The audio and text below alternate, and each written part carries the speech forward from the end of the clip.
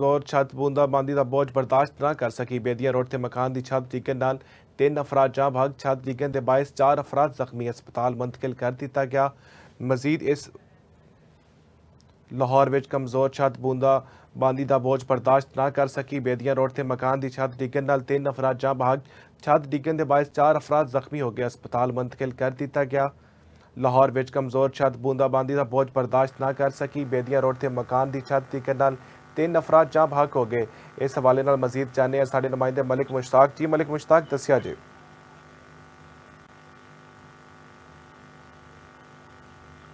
मलिक मुश्ताक आवाज आ रही है तुहानू?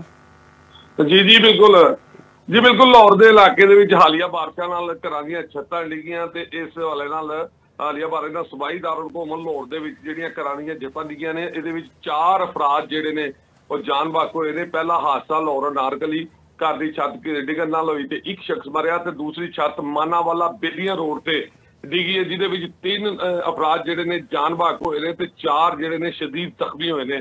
मानावाला बेदिया रोड ते घर की छत डिगन दे नाल जख्मी होने वाले जिहड़े लोग सन उन्होंने जनरल हस्पताल मुंतकिल कर दिता गया है, जिन्हां दे विच 25 साला माफिया जोजा जुबैर, 15 साला सलमान अख्तर, 20 साला नादिया ते 25 साला इकराम जिहड़े ने ये जख्मी होए ने।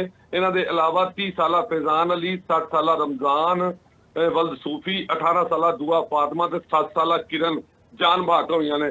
ते रेस्क्यू का कहना है कि तमाम जिहड़े लोग छत डिगन नाल मर गए ने, उन्हां दीयां जिहड़ियां लाशां ने मुर्दाखाने मुंतकिल कर दित्तियां गईयां ने।